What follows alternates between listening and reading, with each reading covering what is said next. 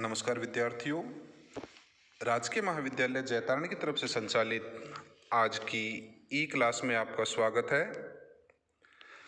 आज की ई क्लास में हम मॉन्टेग्यू चेम्सफोर्ड सुधार 1919 अथवा भारत सरकार अधिनियम 1919 के बारे में अध्ययन करेंगे। इस विषय को 3 ई कक्षाओं में विभाजित किया गया है, जिसमें इस अधिनियम के कारणों, प्रमुख विशेषताओं अथवा इसके प्रावधानों तथा इस अधिनियम की सबसे महत्वपूर्ण व्यवस्था प्रांतों में द्वैध शासन व्यवस्था के बारे में चर्चा करेंगे। आज की क्लास में हम सर्वप्रथम इस अधिनियम के कारणों के बारे में अध्ययन करेंगे अथवा उन परिस्थितियों के बारे में अध्ययन करेंगे जिनके कारण ब्रिटिश सरकार को 1919 का अधिनियम पारित करना पड़ा। छात्र जब इन कारणों का अध्ययन करेंगे तो इस बात को ध्यान में रखेंगे कि 1909 से 1919 के मध्य भारत में कुछ ऐसे राजनीतिक घटनाक्रम हुआ जिसमें विभिन्न राजनीतिक दलों के नेताओं द्वारा नवीन संवैधानिक सुधारों के संदर्भ में अपनी मांगें रखी गई।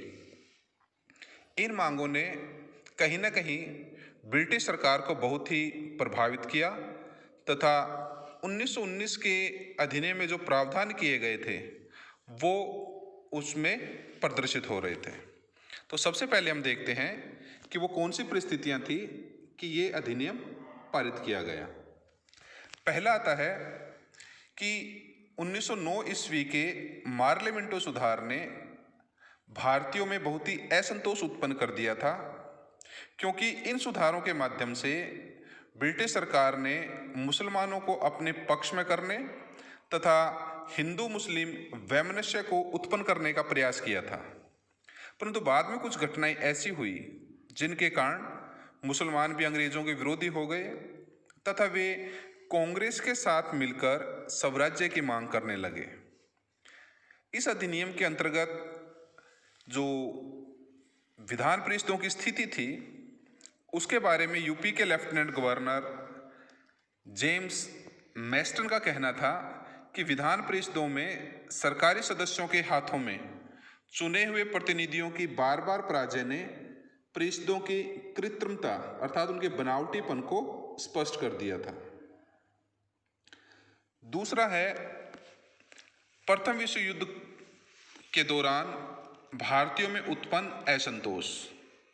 जैसे कि आप जानते हैं कि 1914 ईस्वी में प्रथम विश्व युद्ध शुरू हो गया था तथा इस युद्ध में भारतीयों का सहयोग प्राप्त करने के लिए ब्रिटिश सरकार ने उन्हें भविष्य में संवैधानिक सुधारों का आश्वासन दिया।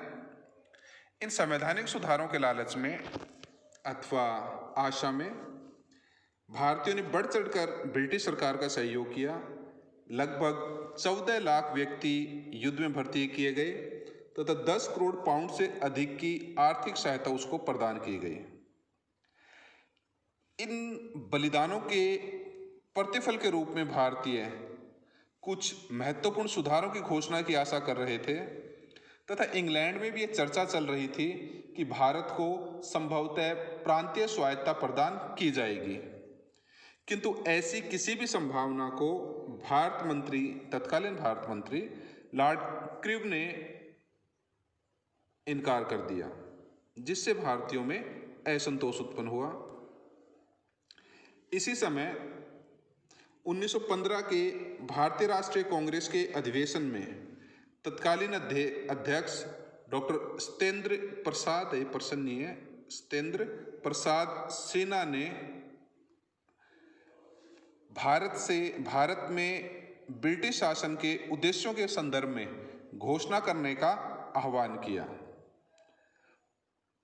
सर सिन्हा का कहना था कि ब्रिटिश सरकार ने अभी तक जो संवैधानिक सुधार किए हैं उनमें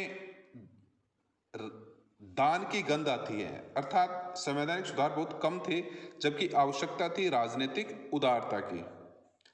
डॉक्टर सत्येंद्र प्रसाद सिन्हा के द्वारा भारत में ब्रिटिश शासन के उद्देश्यों की घोषणा ने ब्रिटेन में और भारत में संवैधानिक सुधारों की राजनीतिक बहस को एक नया आयाम दिया।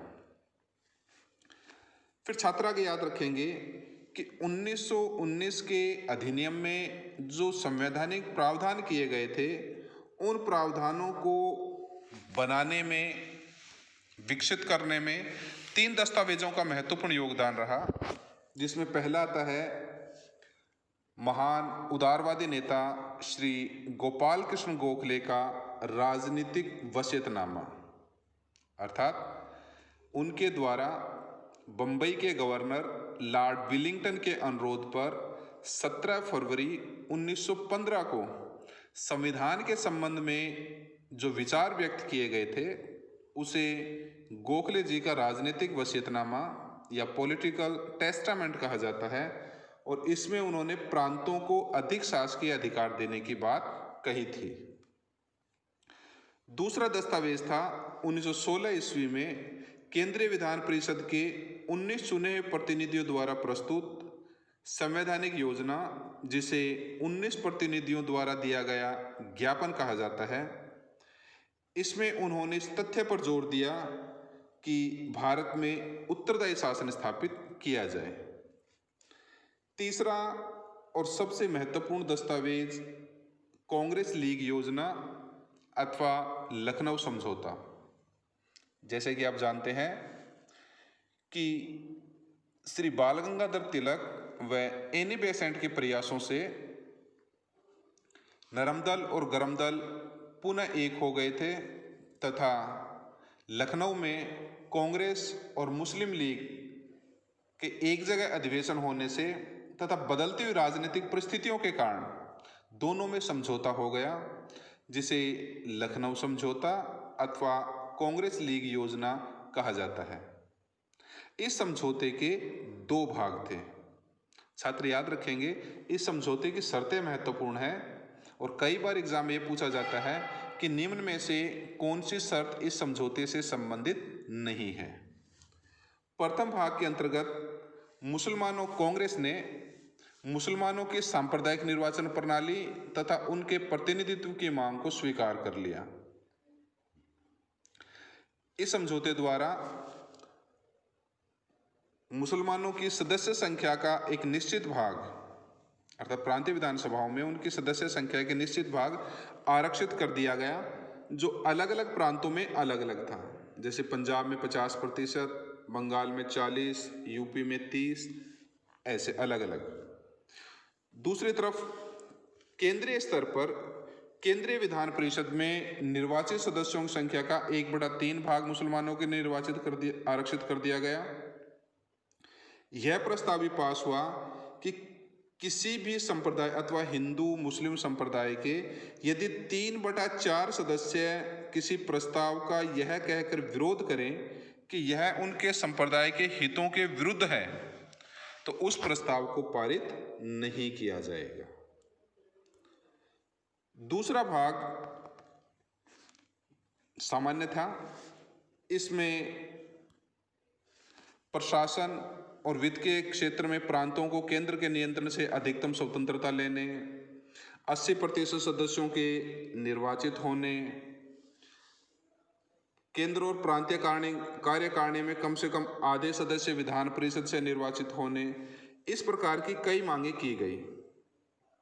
लेकिन हमें ध्यान रखना चाहिए कि जहां कांग्रेस नेताओं ने तत्कालीन मुस्लिम असंतोष का लाभ उठाकर उन्हें अपनी ओर लाने का प्रयास किया, वहीं इस समझौते से कांग्रेस के मूल आधार समाप्त हो गए तथा मुस्लिम लीग के दोनों सिद्धांतों, सांप्रदायिक प्रतिनिधित्व और अधिप्रतिनिधित्व को मान्यता देकर भारत की राष्ट्रीयता की संकल्पना को एक गहरा आघात पहुंचा।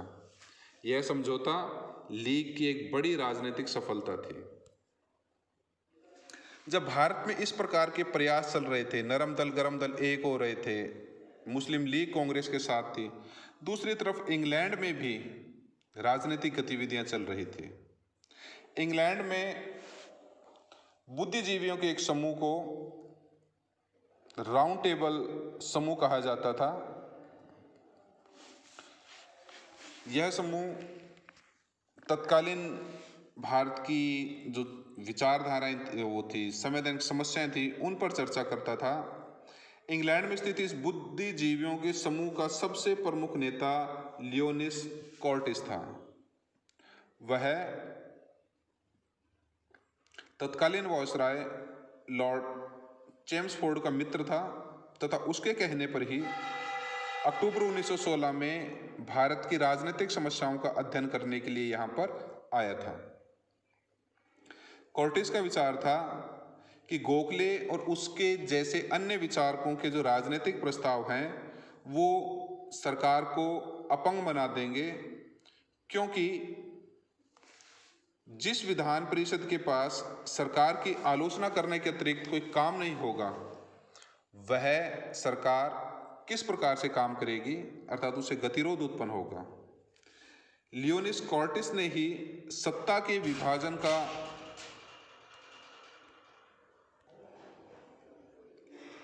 इस अधिनियम द्वारा प्रांतों में जो द्वैत शासन व्यवस्था लागू की गई थी, उसका जनक यही लियोनिस कॉर्टिस था, क्योंकि उसका विचार था कि सत्ता का विभाजन किया जाना आवश्यक है।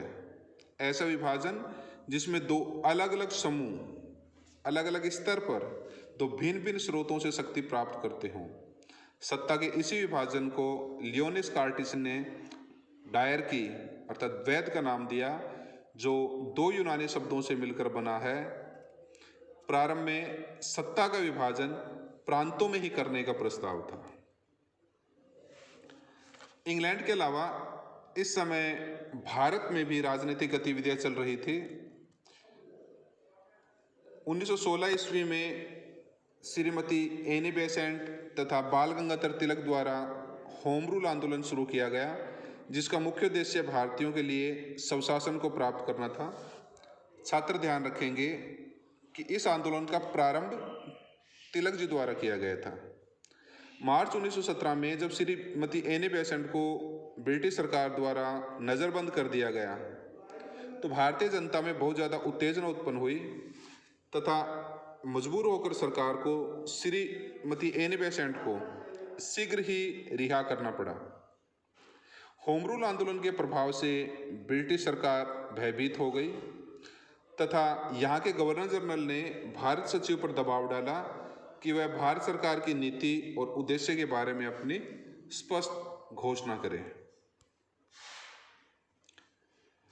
जब यह प्रथम विश्व युद्ध चल रहा था, तो उसी समय एक महत्वपूर्ण घटना घटी जिसने तत्कालीन भारत सचिव को त्यागपत्र देने के लिए विवश कर दिया। वो थी मेसोपोटामिया कमीशन की रिपोर्ट। इंग्लैंड की सरकार ने मेसोपोटामिया, जो कि वर्तमान में इराक है, में तुर्की के विरुद्ध युद्ध का संचालन भारत सरकार को सौंपा था, किंतु भारत सरकार मेसोपोटामिया के मोर्चे पर असफल रही तथा इंग्लैंड में इस पर बहुत ज़्यादा विवाद उत्पन्न हुआ। इस कारण से मेसोपोटामिया कमीशन की नियुक्ति की गई। इस कमीशन ने मेसोपोटामिया में असफलता के लिए भारत सरकार की आलोचना की, उसे दोषी ठहराया तथा भारतीय शासन प्रणाली को त्रुटिपूर्ण बताते हुए उसमें सुधार की मांग की।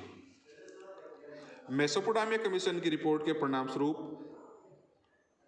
तत्कालीन भारत सचिव चैम्बरलेन को त्यागपत्र देना पड़ा तथा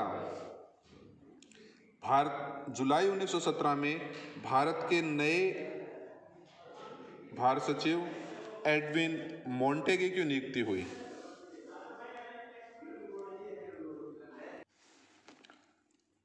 मोंटेग्यू भारत आने से पूर्व भारत में जो ब्रिटिश सरकार की शासन पद्धति थी उसका बड़ा आलोचक था। इसी समय लॉर्ड कर्जन ने, जो कि उस समय ब्रिटिश संसद में युद्ध मंत्रिमंडल का सदस्य था, उसने उत्तरदायी सरकार की स्थापना के उद्देश्यों को रखने की मांग की। उसका सुझाव स्वीकार कर लिया गया तथा ये डेट छात्र याद रखेंगे, बहुत बार पूछी जाती है। 20 अगस्त 1917 को हाउस ऑफ कॉमन्स में ब्रिटिश संसद सदस्य चार्ल्स रॉबर्ट्स के एक प्रश्न के उत्तर में एडविन मॉन्टेग्यू ने भारत में ब्रिटिश शासन के संबंध में वह घोषणा की जिसे उस समय के भारत इंग्लैंड संबंधों में सबसे महत्वपूर्ण घोषणा माना जाता है। यह प्रथम शासकीय घोषणा थी जिसके द्वारा यह प्रस्तावित था कि भारत को भी ब्रिटिश राष्ट्रमंडल के अन्य डोमिनियंस यानी औपनिवेशिक राज्यों जैसे कनाडा, ऑस्ट्रेलिया, दक्षिण अफ्रीका की तरह डोमिनियन स्थिति प्रदान करना प्रस्तावित था। इस घोषणा में कहा गया कि प्रशासन की प्रत्येक शाखा में भारतीयों को अधिक से अधिक शामिल किया जाएगा, कर्मिक रूप से उत्तरदायी सरकार की स्थापना की जाएगी तथा ब्रिटिश शासन के अभिन्न अंग के रूप में स्वशासन की संस्थाओं का विकास किया जाएगा। 3 महत्वपूर्ण बातें थी: अधिक से अधिक भारतीयों का शामिल होना, उत्तरदायी शासन स्थापना होना और उसका ब्रिटिश साम्राज्य का अंग बना रहना। इस रिपोर्ट के पश्चात जैसे कि मैंने आपको बताया, भारत सचिव चेम्सफोर्ड बन चुके थे। इस रिपोर्ट पर ब्रिटिश संसद और भारत सरकार द्वारा शिमला में इन पर विचार विमर्श हुआ। 10 नवंबर 1917 को मॉन्टेग्यू एक शिष्टमंडल के साथ भारत आए तथा उन्होंने जो भारत के राजनीतिक नेता थे उनके साथ वार्तालाप करना प्रारंभ किया। मॉन्टेग्यू खुद का कथन है कि इस वार्तालाप का उद्देश्य भारतीयों का ध्यान कुछ समय के लिए क्रांतिकारी गतिविधियों से हटाकर उन्हें वार्तालाप में उलझाए रखना था ताकि प्रथम विश्व युद्ध की इस स्थिति में भारतीय नेताओं को चुप रखा जा सके। मॉन्टेग्यू ने एक शिष्टमंडलीय समिति नियुक्त की जिसके सदस्य थे Earl Donoughmore, William Duke, Bhupendranath Basu तथा चार्ल्स रॉबर्ट। इस समिति द्वारा तैयार की गई रिपोर्ट मॉन्टेग्यू चेम्सफोर्ड रिपोर्ट के नाम से जानी जाती है। छात्र याद रख सकते हैं कि मॉन्टेग्यू चेम्सफोर्ड रिपोर्ट तैयार करने में किन व्यक्तियों की भूमिका थी, तो ऊपर जो 4 नाम आए हैं वो आप याद रख सकते हैं। और इस रिपोर्ट के संदर्भ में प्रोफेसर कूपलैंड का कहना है कि यह अब तक के किए गए प्रयासों में सबसे व्यापक प्रयास था। मॉन्टेग्यू चेम्सफोर्ड रिपोर्ट ही 1919 के सुधारों का आधार बनी। इस रिपोर्ट के आधार पर एक मॉन्टेग्यू चेम्सफोर्ड सुधार की योजना बनाई गई जिससे संबंधित विधेयक 28 मई 1919 को ब्रिटिश संसद के निचले सदन हाउस ऑफ कॉमन्स में प्रस्तुत किया गया तथा 23 दिसंबर 1919 को ब्रिटिश सम्राट की स्वीकृति प्राप्त हो जाने से यह अधिनियम लागू हो गया। इस प्रकार हम देखते हैं कि विभिन्न चरणों के विकास से मॉन्टेग्यू चेम्सफोर्ड रिपोर्ट के प्रावधानों को निश्चित किया गया। आज की क्लास में इतना ही। अगली क्लास में हम इस रिपोर्ट से संबंधित प्रमुख प्रावधानों के बारे में अध्ययन करेंगे। तब तक के लिए धन्यवाद।